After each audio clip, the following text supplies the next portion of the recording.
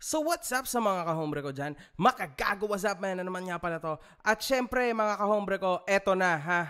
Bali, meron akong comment regarding dito sa alam nyo ng lahat, yung children's party na nag-turn into kalokohan ata. Parang sobrang labo at sobrang layo po sa realidad nung title, nung invitation nila kaysa doon sa mismong party. Kakaiba ka talaga, Wamos. You're the man. Ngayon, iisa-isahin natin point per point, bit per bit. Okay? Eto yan. Ano po kayang pumasok sa utak nitong si Antoinette at nagsayaw siya ng ganyan? Yung mga tao na umattend, hindi na nila alam kung ano ba talagang pinunta nila doon. It's either club, stag, or bachelor's party, o first birthday party. Ano ba talaga? Mga walang nga kayo? May pakiramdam nga din ako na nagpapweto at retoke kasi pinaghahandaan niya talaga tong first birthday ng gwapong-gwapong si Baby because this is her moment to shine. In fact, yung damit niya parang disco ball. Silver! Shine, motherfucker! Shine! Yes! Madam Antoinette, yun pong damit nyo, hindi angkop sa pang-isang taon na birthday, kundi pang club.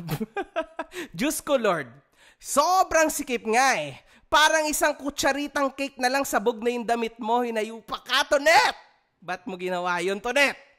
Si Wamos naman, tuwan-tuwa sa gilid, pumapalakpak-palakpak pa. Sobrang proud habi niya. Sobrang proud niya na sumasayaw ka ng nakaganyang damit. Dapat, Wamos, sa room nyo na lang yan ginawa. Sobrang nakakahiyayang ginawa nyo. Ha? Diyos ko, buti na lang. Bawim-bawi sa kagwapuhan ni Meteor ang lahat ng kaganapan na yan. Kaya sa tuwing nakikita ko yung bata na yan, nawawala ang inis at stress ko. Walang niya.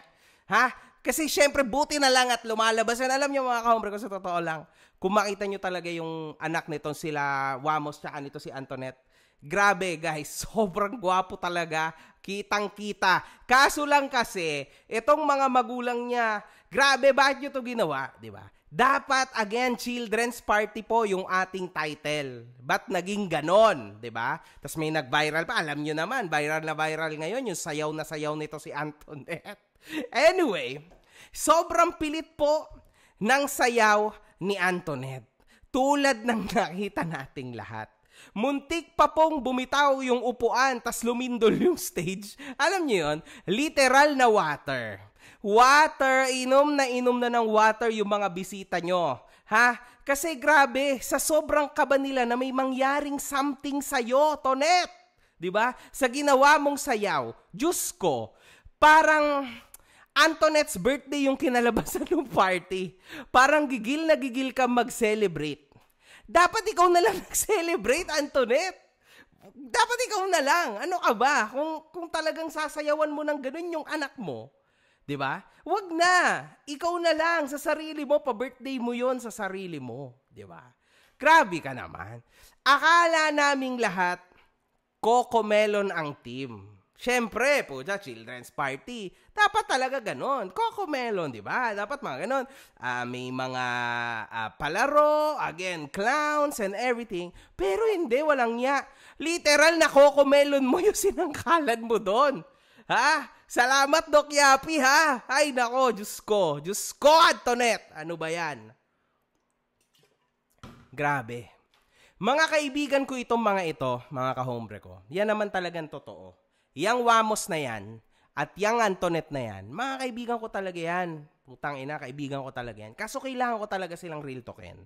Ito talaga yung motibo ng video na to. Hindi ko in-expect, Wamos, na hindi mo ko i-invite. Nakakainis kang Wamos ka. Isang linggo akong hindi makatulog, walang yaka. Ha? Di hamak naman na mas matagal mo na akong kilala kaysa dyan kay Madam J. Costura. Ha? Walang yaka, nandun ka pa lang sa TV5, mukha ka palang lamok, magkakilala na tayo? Tapos kinalimutan mo ko? Ha? Porkit ngayon, madami ka ng pera, tangina, nagpa-event ka sa Okada, ng birthday party ng iyong anak, nakalimutan mo yung friend mo na si MG. Walang yaka, Wamos. Ano nangyari sa'yo? Si Madam J. Costura, 5 araw mo palang kilala, mas pinili mo pa siya kaysa sa akin? Paano naman, Wamos, hindi sasama ang loob ko, Wamos? Ano ba nangyayari sa'yo, di ba? Alam mo, Wamos, in-invite mo si Tony, si Merk. Siyempre, tinanong nila akong dalawa. Sabi nung putangin ng dalawang yan, MG, in-invite ka ba ni Wamos? Putangina, sabi ko hindi. Saan ba yan? Sabi niya, kawawa ka naman. Si Madam J nga inimbita, ikaw hindi. Putangina, Wamos, masakit yun, man. 1 linggo akong nagkaroon ng anxiety, hayop ka. 1 linggo akong mangyak-ngyak, hinayupak ka. Hindi ako makamove on sa putang inang isipin ko na ito. Ha? Ang bigat, hayop ka, ang bigat. Hindi ko matatanggap, Wamos. Kaya kailangan kong ilabas lahat ng sama ng loob ko. Hindi ko alam, Wamos, kung masama ba ang loob mo sa akin. Sabihin mo, Wamos. Hindi yung pinapaasa mo ang kaibigan mo pa ako kahit hindi na. Diba? Alam mo naman, nitong mga nakalipas na araw, meron akong takot pagdating sa pagdating sa kaibigan. Meron akong issue sa friendship. Putang ina, Wamos. Wala akong ginawang mali sa'yo, di ba? Man, wag kang ganyan, bro. Ha? At actually, dapat Cocomelon na lang talaga ang naging team nitong si Antoinette na ito. Or pwedeng Wilson the Bus. Eto, Antoinette.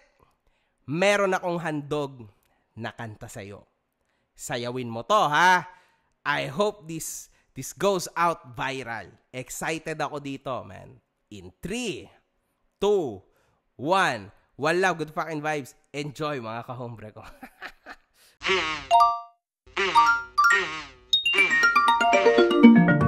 Mad Flow Music. San Pablo, eh?